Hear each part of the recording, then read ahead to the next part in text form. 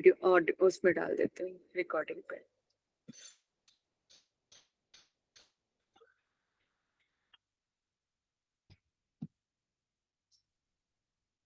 This call is now being recorded. ज्ञानतिमिरन्धस्य ज्ञानानञ्जशलाकया चक्षुरुमिलितं येन तस्मै श्रीगुरुवे नमः। गुरुवे गौरचन्द्राय राधिकाय तदालय कृष्णाय कृष्णभक्ताय तद्भक्ताय नमो नमः। पिता पराशरो यस्य शुकदेवस्य या पिता तं व्यासं बद्रीवासं कृष्णद्वैपायनं भजे। यं प्रवचन्तं मनुपेतं पेतकृत्यं द्वैपानो विरह कातराजुहाव पुत्रेति तन्मयतया विनेन्दुस्तं सर्वभूतहृदयं मुनिमानतो अस्मि। तमादिदेवं करुणानिधानं तमालवनसुहितावतारम् अपार संसार समुद्र सेतुं भजामहे भागवत स्वरूपम्।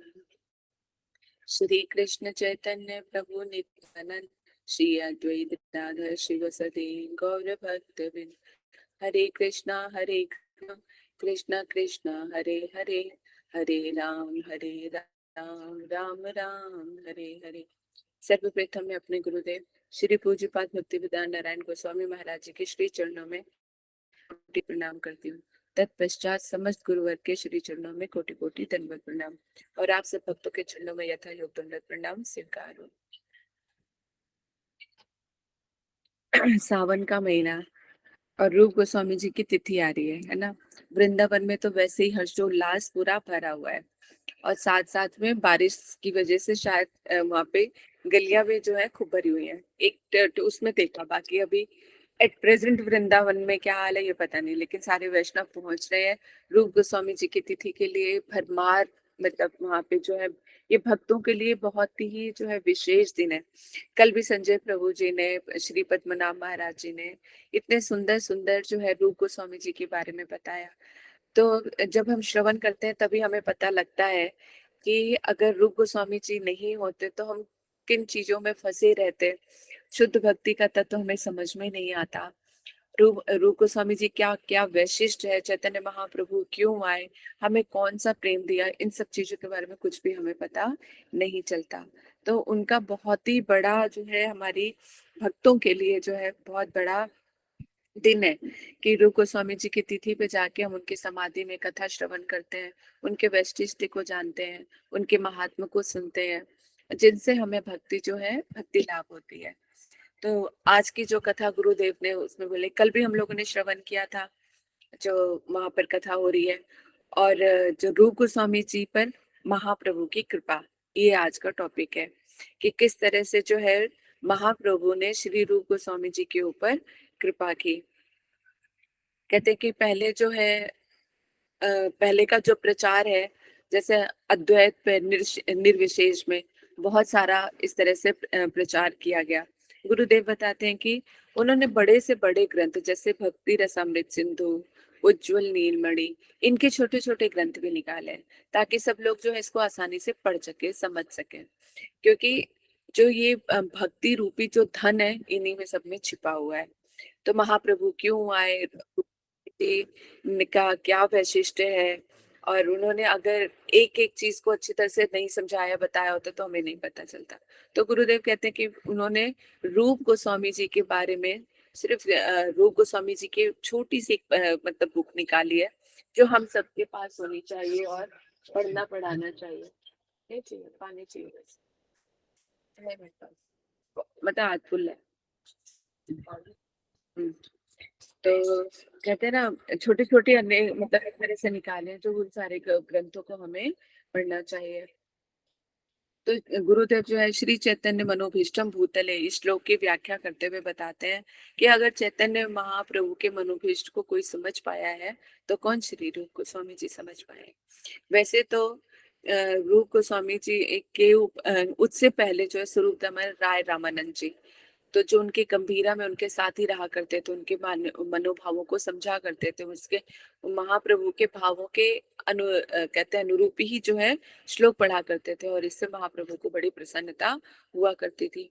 लेकिन जो है राय रामानंद जी जो है सखी है, विशाखा सखी है, तो उनको पहले उनके ऊपर ये भार डाला गया लेकिन जो है बाद में जो है रूप गोस्वामी जी के लिए है, क्योंकि रूप गोस्वामी जी कौन है? रूप मंजरी है ना। तो कुछ ऐसा है जो कहते हैं कि यहाँ पे राय रामानंद जी कहते हैं अगर मैं करूंगा तो कुछ ना कुछ छूट ना जाए, क्योंकि निगूढ़ लीला में सिर्फ मंजरियां ही जा सकती हैं, बाकी जो है सखियों को भी निषेध है। तो ये बड़ी उच्च स्तर की लीलाएं और कथाएं हैं जिनमें हमारा प्रवेश इतना संभव नहीं, लेकिन फिर भी गुरुदेव की कृपा से हम लोग जितने भी लोग इकट्ठे हैं, जो चीजें श्रवण कर रहे हैं, तो कह रहे हैं अगर अगर ये चीजें श्रवण भी नहीं करोगे तो ये कहीं लुप्त ना हो जाए, है ना। इसलिए हमारा श्रवण करना भी जरूरी है, चाहे कितनी भी उच्च स्तर की जो भक्ति है वो ही क्यों ना हो। इसलिए चैतन्य महाप्रभु ने जो है कहा, यहाँ पे गुरुदेव बताते हैं कि चैतन्य महाप्रभु का मनोभीष्ट क्या है। तो सबसे पहले तो हमें यही समझना चाहिए कि चैतन्य महाप्रभु कौन है, ये तो हमें समझ। बताओ कौन है, कौन बताएगा चैतन्य महाप्रभु कौन है?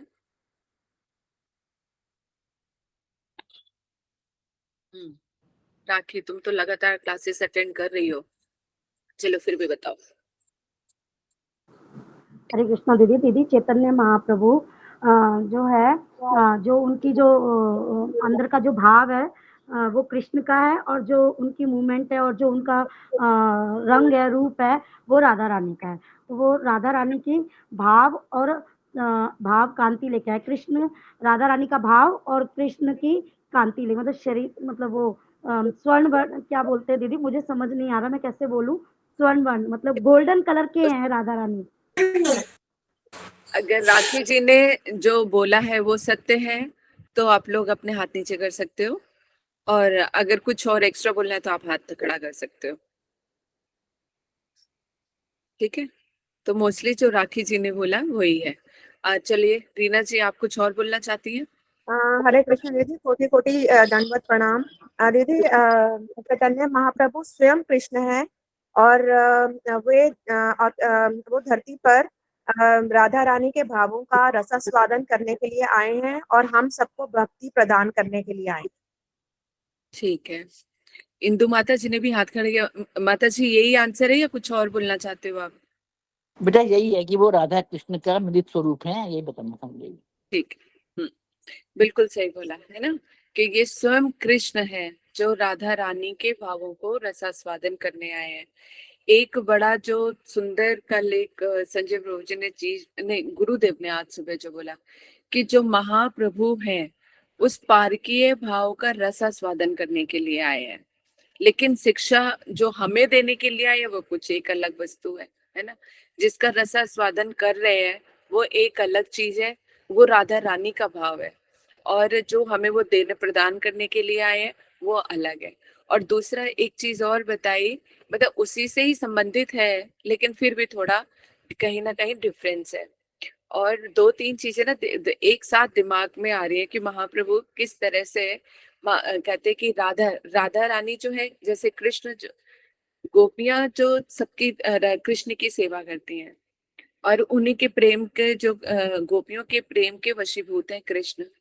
लेकिन कृष्ण को प्रसन्न करना गोपियों का भाव है, लेकिन कृष्ण सबसे ज्यादा कब प्रसन्न होते हैं? सबसे ज्यादा जो श्रेष्ठ उनको प्रसन्न करने वाली है राधा रानी, उनकी जो सेवा करती है वो राधा रानी करती है। यदि कोई राधा रानी की सेवा करे तो कृष्ण जो है और ज्यादा प्रसन्न हो जाते हैं, है ना। अगर कोई कृष्ण की सेवा करे तो राधा रानी कहते कि कृष्ण नहीं, जो राधा रानी की जो सेवा करे तो कृष्ण उनसे और ज्यादा प्रसन्न हो जाते हैं, यानी मंजरी भाव में। इसी तरह से गुरुदेव कहते हैं कि जो उनका मनोभीष्ट है, पहले अच्छी तरह से ये तो समझ ले कि चैतन्य महाप्रभु का मनोभीष्ट है क्या। तो कह रहे कि जो भी उनके हृदय में के जो भाव थे उन्होंने क्या किया, रूप गोस्वामी जी के हृदय में जो है स्फुरित कराए, है ना। जिस तरह से चैतन्य महाप्रभु यानी स्वयं कृष्ण जो है, जिस तरह की भक्ति, जिस तरह का भाव, जिस तरह से जीव का कल्याण हो सकता है, वो सारे के सारे भाव जो हैं रूप गोस्वामी जी के हृदय में उन्होंने स्फुरित कराए, जो भी उनका मनोभीष्ट है। इसीलिए यहाँ पर जो उनके प्रणाम मंत्र में आता है कि जो चैतन्य महाप्रभु के मनोभीष्ट को जो पूर्ण करते हैं, जो पूरे स्थापित करते हैं, उसी को जो है कहते हैं कि उसी को बहुत ही शास्त्रों के हिसाब से लेके जो है रूप गोस्वामी जी ने यहाँ पे स्थापित किया है। कह रहे हैं गुरुदेव आगे बताते हैं कि श्री रूप जो है राधा माँ स्वललित महाभाव है, कृष्ण स्वरूप महाप्रभु है। राधा भाव यानी राधा रानी के भाव लेकर, और जो है यहाँ पर बताया राधा रानी के भाव क्यों लेने पड़े कृष्ण को, क्योंकि विषय विग्रह जो है वो अपनी सेवा किस तरह से करनी है वो नहीं समझ सकते। विषय विग्रह यानी कृष्ण भोगता है, उनके लिए सब कुछ है भोग करने के लिए। जो उनकी सेवा करते हैं वो विग्रह है। तो जो सेवा है वो कोई और ये कृष्ण नहीं दे सकते, क्योंकि कृष्ण का इसमें अधिकार ही नहीं, क्योंकि ये खुद ही भोगता राम है ना। इनकी सेवा करते हैं। तो आश्रय विग्रह यानी चैतन्य महाप्रभु भी स्वयं अगर केवल कृष्ण बनकर आते तो वो हमें ये भक्ति प्रदान नहीं कर सकते थे।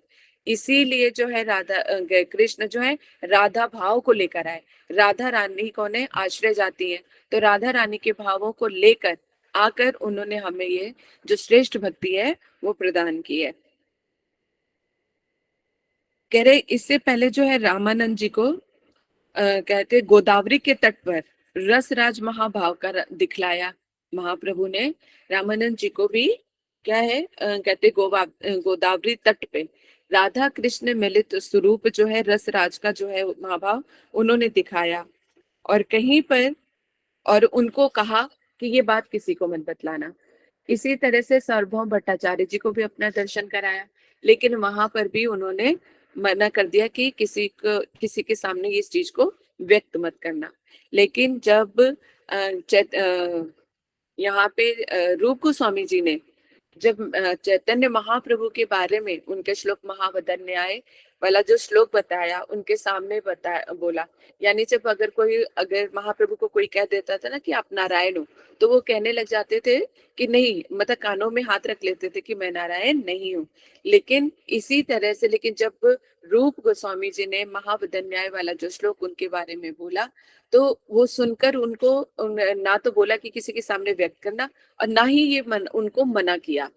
जो भी कहा रूप गोस्वामी जी ने अगर उनको बोला कि तो आप तो महावदन्याय है, कृष्ण है ना, सब कुछ बताया, उनके स्वरूप तत्व के बारे में बताया, लेकिन उनको मना नहीं किया। यहाँ पे क्या कारण है कि उनको मना नहीं किया? क्योंकि रूप गोस्वामी जी जो है तत्व सिद्धांत को समझ के फिर उनको बोल रहे हैं। अगर जैसे कोई और कोई मिल जाता है ना तो कभी बढ़ा चढ़ा के बोल देते हैं, वैसे ही तारीफ और ये कहते हैं लपेटने के लिए या किसी को प्रसन्नचित करने के लिए, अरे आप तो ये है, आप तो बड़े मनोवा। तो उनके हृदय से नहीं होता, वो सिर्फ शब्दों पर होता है। तो महाप्रभु जो है इस तरह की चीजें जो है स्वीकार नहीं किया करते थे।